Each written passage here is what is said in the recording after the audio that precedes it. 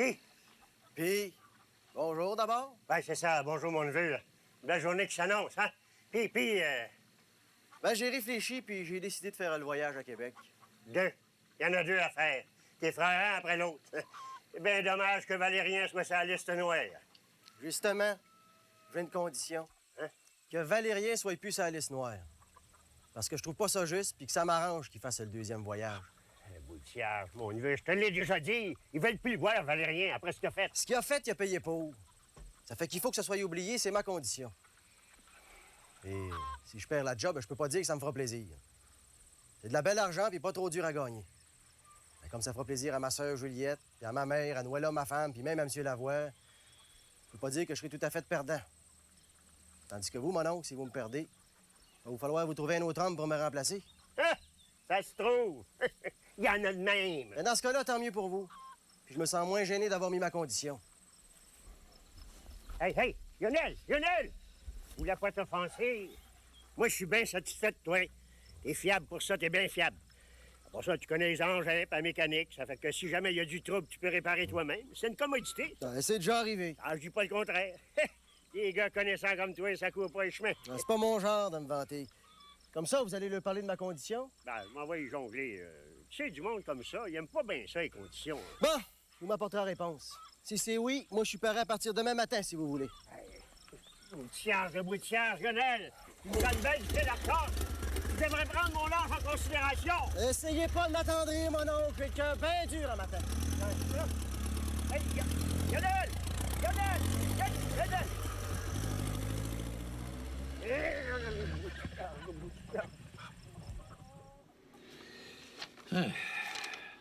Ben, vous voyez, ma chère Juliette, que la situation n'est pas très claire.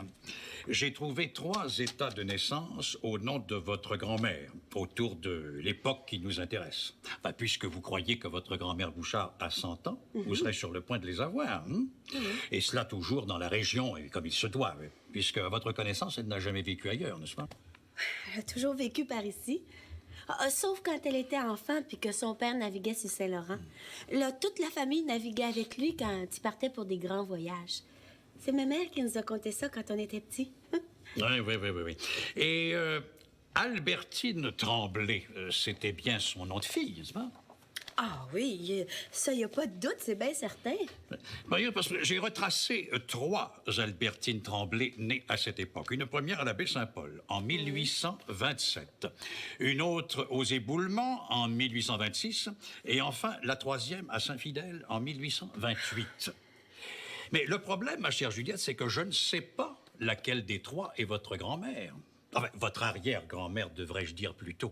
Parce que malheureusement, il y a des trous considérables dans les archives, dus aux inondations, aux incendies, à la négligence, même parfois.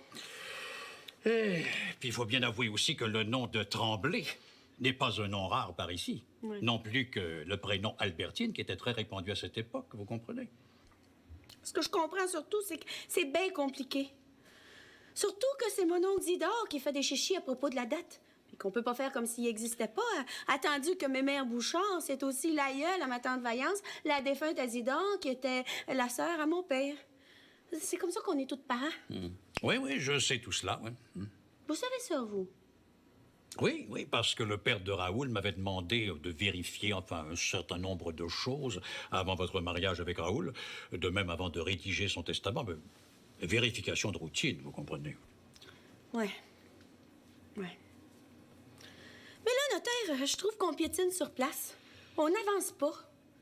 Mais pourquoi que tout le monde n'est pas capable de tomber d'accord qu'elle va avoir 100 ans, mes mères? Si on attend qu'elle soit morte pour retrouver son baptistère, ça sera pas d'avance pour elle. Pauvre mémé. Écoutez, moi, je suggère que nous réunissions les principaux intéressés, tous les gens pesants, comme on dit vulgairement. Oui. Je vais appeler M. Lavoie.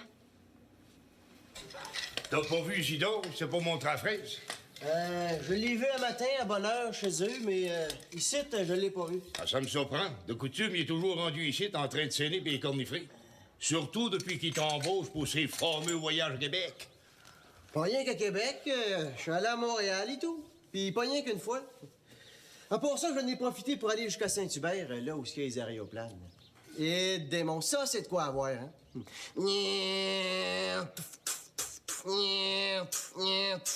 Avez-vous déjà vu ça? Ben oui, pas une nassac. En tout cas, je trouve qu'il est rendu ici pas mal souvent. Il tourne autour de toi là, comme une vraie mouche à...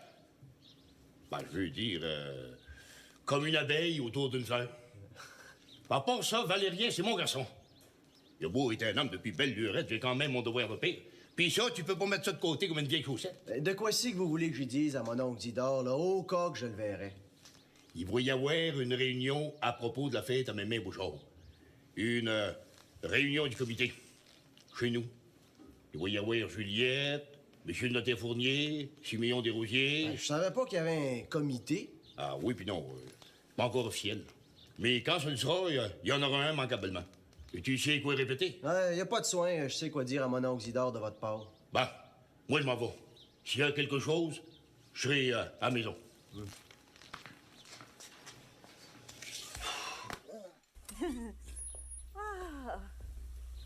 Ah, c'est beau. Ben, et là, je faisais ma prière en écoutant ta musique, Marie-Rose. Ah ben, t'as dû te faire écorcher les oreilles, puis pas mal souvent. Hier, j'ai fait du ketchup. Ben, du ketchup. Puis j'ai les doigts pas mal maganés. Mais ça fait rien. Ça me fait toujours plaisir de te voir, Rosanna. Puis que tu viennes écouter ma musique. Ah, ben, j'ai pas étudié la musique. Moi, ça fait que je peux pas être difficile comme d'autres qui ont de l'instruction. Et là, je nommerai personne. Même le notaire Fournier. Cyprien, oh, ben, lui, il est dur à battre pour ce qui est d'être dédaigneux. Oh, non, non, non, Marie-Rose, je le nommerai pas. Si monsieur le curé nous entendait, faire de la médisance à la porte de son église. C'est pas bébé catholique. Mais viens d'abord, on va aller prendre une marche. Une marche, où ça? Oh, ben, je sais pas, n'importe où. Une belle marche. Oh.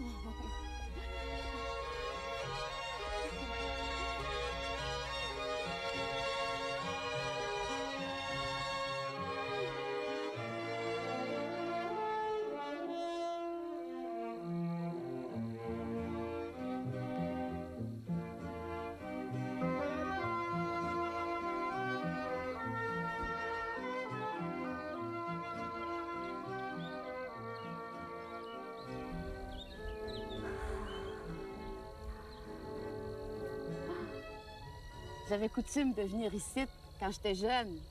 Siméon et tout. Ah, j'avais coutume et tout, avec Antoine. Oh, c'est bien beau ici.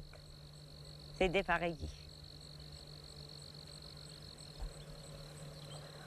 Marie-Rose, je voudrais profiter de l'occasion pour te demander ton idée sur des affaires qui me chicotent. Oh, j'ai peut-être pas raison de m'en faire.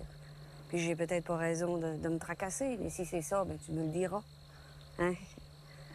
Tu sais, Marie-Rose, que t'es la seule personne au monde à qui je peux parler, que je peux parler ouvertement. Oh, à part le curé, comme de raison.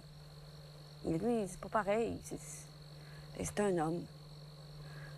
Et à part de ça, lui, c'est surtout les péchés qui l'intéressent. Hein? Ben, c'est à propos de Lionel. Ah? Mais tu sais ce que je veux dire. Mais c'est une cachette pour personne. Mais il n'est pas le seul. Il y en a toute une traînée à faire ça. Puis il n'y a personne qui se cache. Siméon, il dit que c'est un scandale. Puis il désapprouve à 100%. Il dit qu'il ne comprend pas que la loi soit pas mieux observée. Puis il prétend que si ça se passe comme ça, là, ben c'est parce qu'il y a des vendus parmi les hauts placés. Fait qu'ils se gênent pas pour blâmer l'autre bord. Hein? Il blâme Joseph Arthur. Celui qui parle au nom des Rouges dans la paroisse, c'est Joseph Arthur. C'est pas un autre. Fait que Siméon en profite pour blâmer Joseph Arthur quand il n'est pas là, naturellement. Ouais. Puis Lionel aussi, il pose bien. Ben, Siméon, ces temps-ci, il y a de l'indulgence pour personne. D'autant plus que Joseph Arthur, il fait la vie bien dure à cause d'une histoire de bois. Du bois de bout, sur un terrain que le gouvernement a exproprié pour laisser passer le chemin. Ouais. Siméon voudra avoir le bois, mais Joseph Arthur, il dit non. Encore à cause de la maudite politique, je pense bien. Et tout ça aidera pas Juliette à préparer la fête là, pour les 100 ans de ma mère Bouchard. Parce que tout le monde sait bien qu'il n'y a rien qui peut se faire dans la paroisse Si Joseph Arthur et Siméon me disent non, rien, à part des chicanes. Et apparence que le beau serpent à Isidore Leclerc est rendu tellement pesant, cher, là, qu'il faut considérer son idée. Et ton mari a raison. Le monde est viré à l'envers, Marie-Rose. L'argent n'a pas d'odeur, comme disent les gens. Bien, Siméon, lui, il prétend que oui, l'argent en a une odeur. Et puis que celui de Zidore, ben, il sent... Je te dirai pourquoi. Ce serait pas poli. Bon, ben, il faut s'en retourner, hein. Tiens, on va continuer à jaser, là, en marchant. Oui.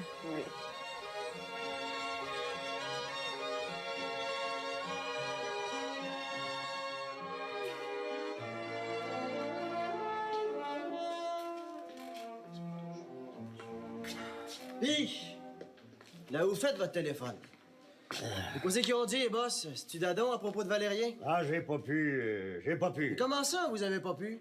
Moi, je vous l'ai dit, c'est ma condition, ben non, rien pantoute. J'ai appelé, c'est engagé tout le temps. J'ai pas pu leur parler. Ça doit être un trouble sur la ligne de Québec, ça. Lionel, sais-tu ce que tu devrais faire? Tu devrais faire le voyage quand même. Ta condition, tu pourras toujours la faire plus tard. Si je vais à Québec avant d'avoir posé ma condition, je vais avoir l'air d'un beau niaiseux. Non. Donnez-moi une réponse. Il y a un téléphone ici, là? Essayez encore. Ben, tu y penses pas? Le téléphone de Joseph Arthur Lavoie? Si jamais il apprend ça, il va m'écharogner. Dans le garage, ici, c'est moi qui est responsable. Si je dis de téléphoner, c'est ben dadon. Monsieur Lavoie a rien à redire là-dessus. J'oserais jamais. Dans ce cas-là, donnez-moi le numéro. On va leur téléphoner en personne puis leur dire ma condition. Moi, j'ai pas peur d'eux autres. Non, Boutière, tu y penses pas, tu vas pas faire ça. J'ai oublié le numéro, là. Je m'en souviens plus. Vous l'avez dans votre petit calepin, là. Je le vois, il dépasse. Tiens. Non. On va l'appeler moi-même. T'es pas raisonnable, mon neveu. Pas raisonnable pantoute. Allô, mademoiselle. Je voudrais parler à Québec. Diamant 7679. Ouais. Allô? Monsieur Lebeau? Ah, il est pas là. Qui c'est qui parle, donc, là? Ah oui, ben, c'est Monsieur Leclerc. Isidore Leclerc. Ouais, je voulais parler à Monsieur Lebeau, rapport qu'il y a un de mes hommes qui est prêt à faire le voyage, mais il y a une condition. Oui. Oui. Oui. Oui, Monsieur Brochu. Merci. Puis, Hey, il a dit qu'il viendrait avec Monsieur Lebeau ici, régler ça en personne. Qu'est-ce qui va nous arriver, Boutière?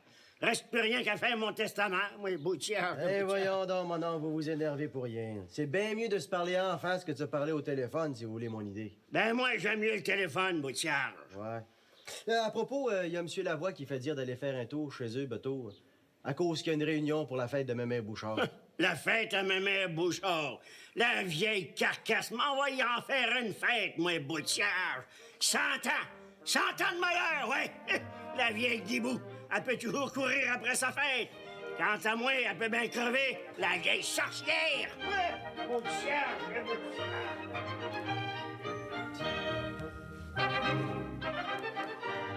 Eh bien, voyez-vous, quant à moi, je préfère adopter une attitude de prudence. Je ne suis pas de ceux qui se précipitent sur une nouveauté quelconque, comme un papillon sur la flamme d'une chandelle. Non? J'attends. Et surtout, j'évite de décrier ce que je ne connais pas. Vous faites bien. Des fois, on se trompe. Je me souviens, dans mon jeune temps, il y avait des Joe connaissants qui juraient leur parole d'évangile là, que les chars, là, les automobiles, comme vous dites, là, bien que les chars, c'était juste une mode, que ça ne pouvait pas durer.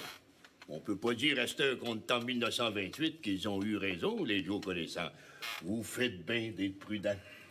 Car enfin, mon cher monsieur Lavoie, il faut quand même reconnaître qu'il y a une marge énorme entre une automobile et un aéroplane. Hein? Mais certains préféreraient qu'on dise avion. Qu'est-ce que vous en pensez, vous? Oh, nous autres, on dit aéroplane. Ça dit ce que ça veut dire. Lionel et tout, il dit aéroplane pour vrai, Juliette? Oui, oui. Ah, bah alors, si tout le monde dit aéroplane, allons-y pour aéroplane. Hein, Comme ça, vous pensez que ça n'a pas d'avenir? Mais attention, je dis que je suis prudent. Et je vais vous faire une confidence. Voyez-vous, moi, j'aurais davantage confiance dans les ballons dirigeables. Bon, de toute manière, aéroplane ou ballon dirigeable, je ne suis pas de ceux qui emprunteront ce mode de transport. Oh, moi, rien que de penser que Raoul pourrait monter dans un de ces engins-là, j'en ai la chair de poule. Mais ça doit être beau de voir la Terre par en haut, hein? Pas grand monde qui a vu ça. La Terre, comme un oiseau. Eh bien, s'il faut être un oiseau, moi, je préfère être un oiseau de basse-cour, avec les deux pattes sur la terre. Ouais, ben, on va vous laisser le choix de l'oiseau, monsieur le notaire. Ah, allez-t'en. Ah.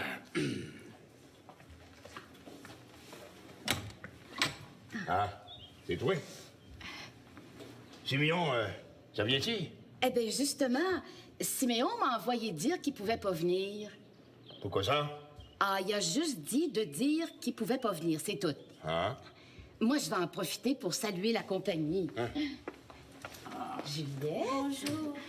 Et puis aussi, comme de raison, monsieur le notaire Fournier. C'est tout un honneur, croyez-moi. Oh, mais l'honneur est pour moi, madame... Desrosiers. C'est Marie-Rose, la femme à Siméon Desrosiers. Ah, oui. Je suis une amie à Rosanna. Rosanna. Madame Desrosiers est une amie de ma mère. Ah, bon, une amie de votre maman, Rosanna. Oui, excusez-moi, j'aurais dû comprendre plus vite. Oui. Oh, mais il n'y a pas d'offense. Bon, ben, il faut que je m'en aille. Bonjour, là. Bonjour, madame. Siméon t'a pas dit quand est-ce qu'il pourrait venir? Il a pas dit exactement. Il a seulement dit que ça pouvait pas être avant qu'il règle son problème. Une affaire de bois, apparemment. Il a dit que tu comprendrais, Joseph Arthur.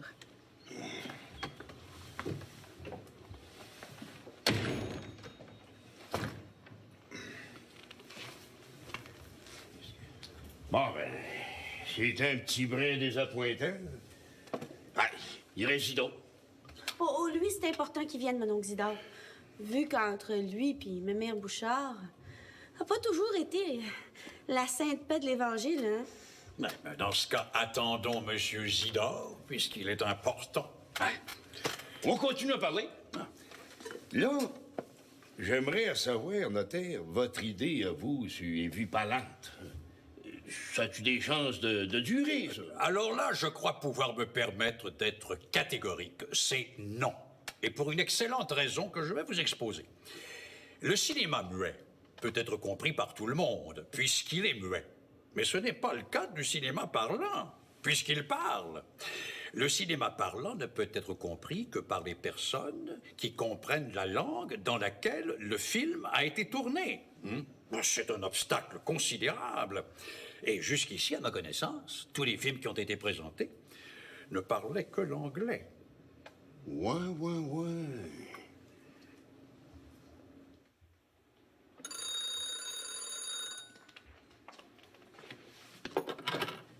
Hello? Veux-tu bien me dire de quoi c'est que tu brettes, toi? On est tout de suite à t'attendre, là. Juliette et monsieur le notaire Fournier. Tu peux pas venir. Pourquoi c'est fait que tu le disais pas plus tôt? Ah, le téléphone, c'est pas pour les innocents. Ben non, je suis pas fâché, je suis bien calme. Il y a un problème. Avec Lionel? Hein? Il veut pas aller. Mais une condition, quelle condition? Ah, c'est bon, dis-la pas. Moi, tes affaires, Isidore Leclerc, moins j'en sais, mieux c'est pour moi. Puis pour toi et tout, si jamais je suis appelé à témoigner... Ah, fâche-toi pas. Je dis ça pour faire une farce. Puis oublie pas, il n'y a rien que la vérité qui choque. Ouais. M'en faire ton message.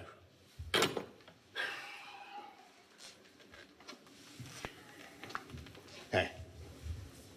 Zidore dit qu'il peut pas venir. Oh, Puis qui pourra pas venir tant qu'il n'aura pas trouvé un homme pour remplacer Lionel à propos des voyages à Québec, là. Apparence que Lionel met une condition. Moi, je fais rien que répéter. Apparence que Isidore voulait te faire savoir la chose. Bon, ben, je pense que la réunion ne pourra pas avoir lieu. Je peux bien demander à ma bru de nous préparer des gâteaux puis du thé. Je vous remercie, là, quant à moi. Je pense qu'on va y aller. Madame Fournier est toute seule à la maison. Ouais. Avez-vous pris une décision à propos de la présidence du comité? Ce sera-t-il vous ou bien dans votre dame? Non, je n'ai pas encore pris de décision au sujet, mais pour éviter toute complication, adressez-vous donc toujours directement à moi. Ce sera beaucoup plus simple. De toute manière, Marie-Thérèse ne fait jamais rien sans me consulter. Alors, mon cher monsieur Lavoie, je vous dis au revoir. Merci.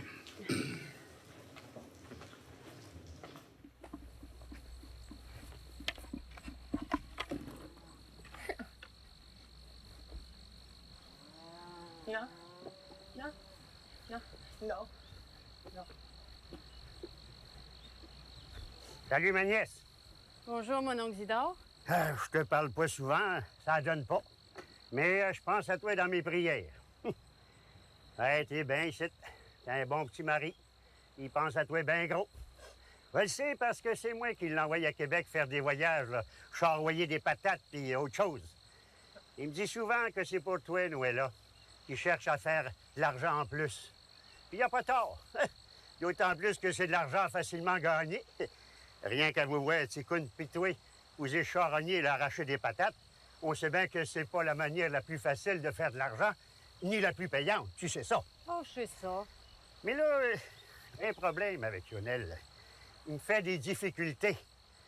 Si ça continue, il va falloir que je le remplace. Je t'en dis pas plus. Je sais que t'es une fille intelligente. Ben, voilà ta belle-mère. Moi, je sacre le camp.